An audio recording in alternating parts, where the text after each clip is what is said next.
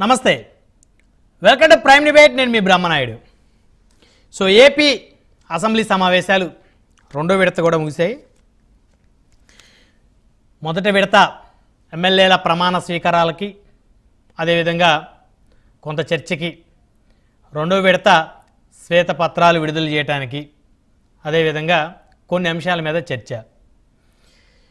So గత 5 సంవత్సరాల assembly సమావేశాలకి ఇప్పుడు జరుగుతున్నటువంటి అసెంబ్లీ సమావేశాలకి ఉన్నటువంటి వ్యత్యాసం ఏంటి? గత 5 ఏళ్ల వైసీపీ హయాంలో, వైసీపీ పాలనలో మరి 23 మంది తెలుగుదేశం ఎమ్మెల్యేలు, మిగతా వైఎస్ఆర్సీపీ ఎమ్మెల్యేలు. ఆ 23 మందిలో కూడా 4 ఎమ్మెల్యేలు వైకాపా అనుబంధ సభ్యులుగా కొనసాగిన పరిస్థితి. సో ప్రతిపక్షాలకి మాట్లాడే అవకాశం ఇవ్వలేదనేటువంటి ఆరోపణలు. అదేవిధంగా సభలో నిత్యం మరి జగన్మోహన్ రెడ్డి గారిని పొగడ్తలతోటి ముంచెత్తినటువంటి వైనం, అదేవిధంగా ఆయన మీద కవిత్వాలు రాసి పెద్ద ఎత్తున సభా సమయాన్ని వృధా చేసిన పరిస్థితి, అదేవిధంగా ప్రతిపక్ష నేతల్ని ఇష్టానుసారంగా తిట్టిన పరిస్థితి, వ్యక్తిగత హననాలు, వ్యక్తిగత దూషణలతోటి గత 5 ఏళ్ల సభా సమరం కౌరవ సభలాగా సాగింది అనేది కూటమి నేతల అభిప్రాయం. అదేవిధంగా ఇప్పుడు 2 విడతల సమావేశాలు చూసుకుంటే ఆనాటి కౌరవ సభను మరి ప్రస్తుతం కూటమి నేతలు గౌరవ సభగా మార్చారు. కేవలం సమస్యల మీద మాత్రమే చర్చ జరుగుతూ ఉంది. శ్వేతపత్రాలు ప్రతి అంశం మీద విడుదల చేయబడతా ఉన్నాయి. ప్రతిపక్ష నేతల్ని హుందాగా సంబోధిస్తూ ఉన్నారు. ఎక్కడా కూడా మరి బ్యాలెన్స్ తప్పేటువంటి వ్యాఖ్యలు కానీ, పరుష పదజాలం కానీ, బూతులు కానీ ఈ 2 అసెంబ్లీ సమావేశాల్లో ఎక్కడా కూడా వినపడినటువంటి పరిస్థితులు అయితే చాలా స్పష్టంగా చూడొచ్చు. సభలో హుందాతనానికి మారుపేరుగా ముఖ్యమంత్రి చంద్రబాబు నాయుడు, ఉప ముఖ్యమంత్రి పవన్ కళ్యాణ్ మెలుగుతున్నారనేది మరి కూటమి నేతలతో పాటు రాష్ట్ర ప్రజల అభిప్రాయంగా కూడా స్పష్టంగా కనపడతా ఉంది. సో ఏదేమైనప్పటికీ కూడా ఇది కౌరవ సభ కాదు, గౌరవ సభగా మారింది అనేటువంటి అంశం చర్చిద్దాం. ఇదే వాళ్ళ ప్రైమ్ డిబేట్. ఈ ప్రైమ్ డిబేట్లో మనతో పాల్గొనడం కోసం మొర్రాబ్ సురేష్ గారు, గజపతి నగరం నియోజకవర్గం జనసేన పార్టీ ఇన్ఛార్జ్, మనతో జూమ్ కాల్ అందుబాటులో ఉన్నారు. అదేవిధంగా పాపారావు గారు, రాజకీయ విశ్లేషకులు, మనతో జూమ్ కాల్ అందుబాటులో ఉన్నారు. అదేవిధంగా ఎస్వీఎస్ఎన్ వర్మ గారు, పిఠాపురం మాజీ ఎమ్మెల్యే, టీడీపీ నాయకులు మనతోటి జూమ్ కాల్ అందుబాటులో ఉన్నారు. అదేవిధంగా తాటిపర్తి చంద్రశేఖర్ గారు, వైఎస్ఆర్ కాంగ్రెస్ పార్టీ సీనియర్ నాయకులు, అదేవిధంగా ఎర్రగొండపాలెం ఎమ్మెల్యే మనతోటి జూమ్ కాల్ అందుబాటులో ఉన్నారు. రైట్, ముందుగా వైసీపీ ఎమ్మెల్యే తాటిపర్తి చంద్రశేఖర్ గారితో మాట్లాడదాం. చంద్రశేఖర్ గారు, గుడ్ ఈవినింగ్ అండి. సార్ మీ వాయిస్ మీట్లో ఉంది, ఒకసారి అన్మ్యూట్ చేయండి. గుడ్ ఈవినింగ్ బ్రహ్మనాయుడు గారు, మీకు ప్యానెల్లో ఉన్నటువంటి పెద్దలకి, ప్రైమ్ 9 ప్రేక్షకులకి, వీక్షకులకి శుభ సాయంత్రం. సో కౌరవ సభ కాదు, ఇది గౌరవ సభ. 2 విడతల సమావేశాలు అయిపోయినప్పటికీ హుందాతనానికి మారుపేరుగా కూటమి శాసనసభ్యులు, ముఖ్యమంత్రి, ఉప ముఖ్యమంత్రి, మంత్రులు మెలుగుతున్నారు అనేది కొందరు అభిప్రాయంగా కనపడతా ఉంది.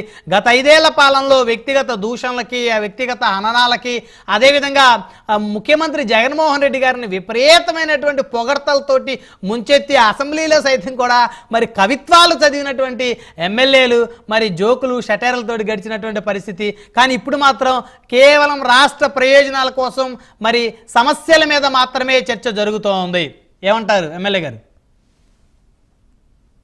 చాలా సంతోషం. నిజంగా అలాంటిది జరిగితే బాగుండని ఒక సాధారణ ప్రజలుగా, ఏపీ రాష్ట్రంలో ఉన్నటువంటి ఒక సభ్యుడిగా, అలాగే శాసనసభ్యుడిగా, వైఎస్ఆర్ కాంగ్రెస్ పార్టీ నాయకుడిగా కూడా కోరుకుంటున్నాం. కానీ మీరన్నట్టుగా, మీరు పొగిడినట్టుగా,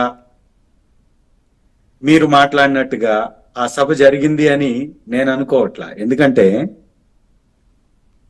ప్రజాస్వామ్యంలో అధికార పక్షం, ప్రతిపక్షం రెండిటికి సరైనటువంటి విలువ, సరైనటువంటి నేపథ్యం ఉన్నప్పుడు మాత్రమే ఆ సభ గౌరవించబడుతుంది తప్ప సొంత డబ్బా కొట్టుకుంటేనో, స్వప్రయోజనాల కోసమో, స్వార్థ ప్రయోజనాల కోసమో, సొంత పార్టీ నాయకుల్ని పొగిడించుకోవటం కోసమో శాసనసభ సమయాన్ని వృధా చేయడం అనేది చాలా పొరపాటు.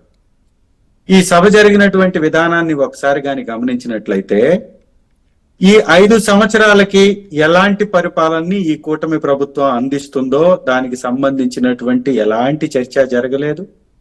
ఈ 5 సంవత్సరాలు రాష్ట్ర ప్రజల కోసం లేదా ఈ రాష్ట్ర ప్రగతి కోసం, రాష్ట్ర అభివృద్ధి కోసం ఎలాంటి ప్రణాళికని సిద్ధం చేశారో దానికి సంబంధించిన విధి విధానాలు ఏంటో వాటికి సంబంధించి ఎలాంటి చర్చ జరగలేదు. సంపద సృష్టిస్తాము, మేము సంపద సృష్టించి మాత్రమే పరిపాలన అందిస్తాము, అప్పులు చెయ్యము అని చెప్పినటువంటి ఈ కూటమి నాయకులు 14,200 కోట్లు అప్పు చేసి ఎందుకు అప్పు చేశారో చెప్పుకోకుండా గౌరవ గవర్నర్ గారితోటి కూడా అబద్ధాలు చెప్పించేటటువంటి ప్రయత్నం చేశారు. ఈ సభ నడిచినటువంటి విధానం గాని చూస్తే గతం నుంచి ఒక సాంప్రదాయం ఉండేది. ప్రతిపక్షంలో ఉన్నటువంటి పార్టీ అధ్యక్షుణ్ణి అడిగి ఎవరైతే స్పీకర్ గా ఎన్నుకోబడేటటువంటి వ్యక్తి ఉంటారో ఆ ప్రపోజల్స్ ని అధికార పక్షం ప్రతిపక్ష నాయకుడిని సంప్రదించి మాత్రమే నిర్ణయం తీసుకుంటారు. బట్ ఈసారి అలా జరగలేదు.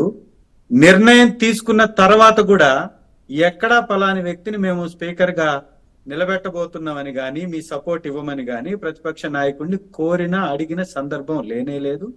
ఇది ఒక సొంత హౌస్ లాగా వారి స్వార్థం కోసం, వారి స్వయ ప్రయోజనాల కోసం వారి వ్యక్తిని పెట్టుకున్నట్టుగా ఉంది తప్ప ప్రజాస్వామ్యాన్ని కాపాడడం కోసం, ప్రజల కోసం, ప్రజల అవసరాలు తీర్చడం కోసం చేసినట్టుగా ఎక్కడా కనపడలేదు.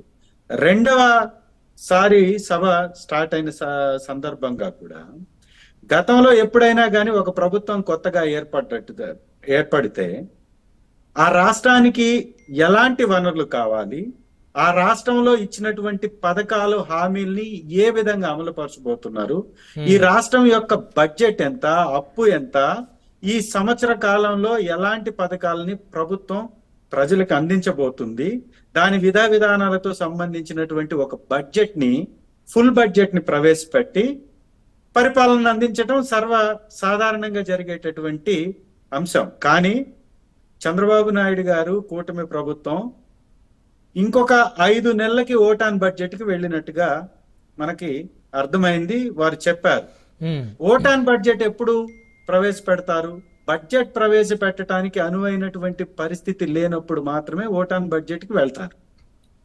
7 నెలల కాలం అంటే మొత్తం మనకి సంవత్సరానికి ఉండేది 12 నెలలు అయితే 12 నెలల్లో 7 నెలల కాలానికి ఓటాన్ బడ్జెట్ లో వెళ్లి పరిపాలన సాగించాలి అని అనుకుంటున్నారంటే ఎలాంటి ప్రభుత్వాన్ని వారు నడపబోతున్నారో ప్రజలకి అర్థమయ్యే విధంగా చెప్పినట్టుగా అర్థం అవుతుంది. చర్చ జరగకుండా, ప్రతిపక్షానికి ప్రతిపక్ష హోదా ఇవ్వకుండా, ఈ రాష్ట్రంలో ఉన్నటువంటి అన్ని పక్షాలు కలిపి ఒక కూటమిగా తయారయ్యి ప్రభుత్వంలో భాగస్వామి అయిన తర్వాత మిగిలినటువంటి ఏకైక ప్రతిపక్షాన్ని ప్రతిపక్షం లాగా గుర్తించకుండా, ప్రతిపక్షం అని గుర్తిస్తే వారు చేసే తప్పుల్ని ఎత్తి చూపుతారు కాబట్టి, ఆ ఎత్తి చూపడమే వారికి ఆక్షేపణ కాబట్టి, వారికి ఇబ్బంది కాబట్టి, వారిచ్చినటువంటి సూపర్ 6 అమలు పరచలేరని ఆల్రెడీ చేతులు ఎత్తివేశారు కాబట్టి, ఈ చర్చ జరిగితే ప్రజలకి నిజాలు తెలిసే అవకాశాలు ఉంటాయి కాబట్టి ప్రజల్ని నిజాల నుంచి దూరం చేయడానికి ప్రతిపక్షానికి ఆ గౌరవం ఇవ్వకుండా, హోదా ఇవ్వకుండా, ప్రతిపక్ష నాయకుడికి ఆ గౌరవం ఇవ్వకుండా వాళ్ళ సొంత హౌస్ లాగా నడిపించుకున్నారు తప్ప ఇంకొకటి కానే కాదు. ఇది ప్రజాస్వామ్యానికి గొడ్డలు పెట్టు. ఇంకొకటి కానే కాదు. అన్నిటికంటే ముఖ్యంగా మీరు అసెంబ్లీకి ఎందుకు వెళ్ళటం లేదు? అసెంబ్లీకి ఎందుకు వెళ్ళటం లేదు? పేరుతోటి అబద్ధాలని వారు ఆ సభా సాక్షిగా మాట్లాడడం అంటే ఇది నిజంగా ప్రజాస్వామ్యవాదులందరూ ఖండించాలి. రాష్ట్రంలో ఉన్నటువంటి వ్యవస్థలు, కేంద్రంలో ఉన్నటువంటి వ్యవస్థలు, కాగ్ లాంటి సంస్థలు ఇచ్చేటటువంటి పత్రాలకి పక్కకు తప్పించి కాగ్ లెక్కలు కాకుండా కాకి లెక్కలు చెబుతూ ప్రజల్ని తప్పుదోవ పట్టిస్తూ ఈ రాష్ట్రంలో నెలకొన్నటువంటి ఉద్రిక్త పరిస్థితులు, మారణకాండ, ఈ రెడ్ బుక్ రాజ్యాంగం, ఈ బ్లడ్ బుక్ యొక్క విధి విధానాలని అమలు పరుస్తూ వాటిని మరుగున పడవేసే విధంగా చర్చకి రాకుండా ఈ సభ మొత్తం సాగిందనేది వాస్తవం. ఇలాంటి సభ వలన ప్రజలకి ఎలాంటి ప్రయోజనం ఉండదు కాక మళ్ళీ నష్టం జరుగుతుంది. ఎందుకంటున్నామంటే చంద్రబాబు నాయుడు గారు 2014 నుంచి 19 కాలంలో బ్రహ్మాండంగా పరిపాలించారు. వారు గవర్నర్ గారి ప్రసంగంలో పొందుపరిచారు ఎలా బ్రహ్మాండంగా పరిపాలించారు, ఏమి లబ్ధి చేకూర్చారు, ఏ విధంగా రాష్ట్రాన్ని నంబర్ 1 స్థానంలోకి తీసుకొచ్చారు చెప్తే బాగుంటుంది.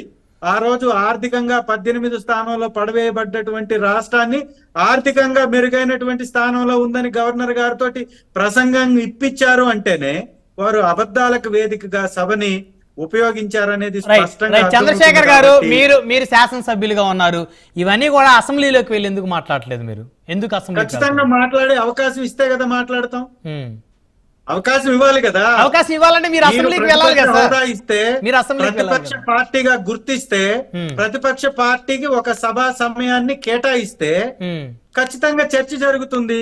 మీరు అలా కాకుండా 175 మందిలో ఒకరిగా చూస్తే 175 మందిలో 10 మందికి ఒక ప్రశ్న వస్తే ఈ రాష్ట్రంలో జరుగుతున్నటువంటి అఘాయిత్యాల మీద, అరాచకాల మీద, అప్పుల మీద, తప్పుడు శ్వేతపత్రాల మీద ఎలా ప్రశ్నించగలుగుతాం?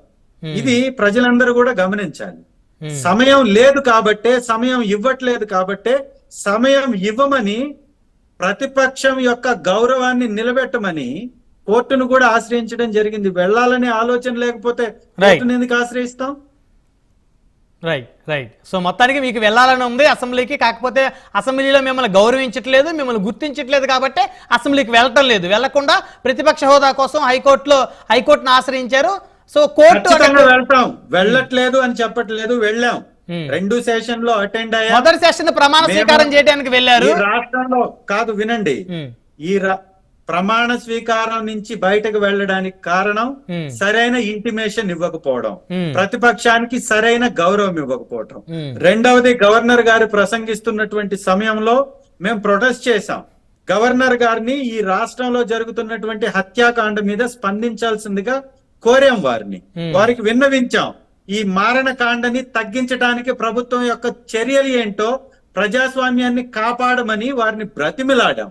వారిని స్పందించాలని కోరాం. కోరిన తర్వాత వారు స్పందించలేరు. స్పందించినప్పుడు ఏం చేయగలుగుతాం? మా 11 మంది సభ్యుల యొక్క గళంతో పాటు అప్పుడు ఉన్నటువంటి ఎమ్మెల్సీలు మొత్తం కూడా నినదించారు. మేము ప్లకార్డులు ప్రదర్శించాం. దాని మీద స్పందించినప్పుడు అప్పుడు బాయ్కాట్ చేయవలసి వచ్చింది. సో నెక్స్ట్ సెషన్ వెళ్తారా సార్? నెక్స్ట్ సెషన్ కి ఖచ్చితంగా వెళ్తాం. ప్రజల వైపున నిలబెడతాం, ప్రజల కోసం పోరాడతాం, ఈ ప్రభుత్వం చేసే తప్పుడు విధానాలని ఎండగడతాం, తప్పుల్ని ఎండగడతాం. ఖచ్చితంగా వారు ఇచ్చినటువంటి హామీలు అమలు పరిచే విధంగా వారిని ఖచ్చితంగా కూడా ఇరుకాటంలో పెడతాం. ఇది గౌరవ సభ అని ఒప్పుకుంటారా లేదా? ఇది గౌరవ సభ అని ఒప్పుకుంటారా లేదా? ఇప్పుడు ఖచ్చితంగా కాదు అంటున్నాం. ప్రజాస్వామ్యాన్ని గౌరవించినప్పుడే, ప్రతిపక్షాన్ని గౌరవించినప్పుడే సభ గౌరవించబడుతుంది తప్ప వారు సొంత డబ్బా కొట్టుకున్నంత మాత్రాన సభ గౌరవించబడదు. ఇది ప్రజలందరికీ కూడా తెలిసినటువంటి విషయం. రైట్.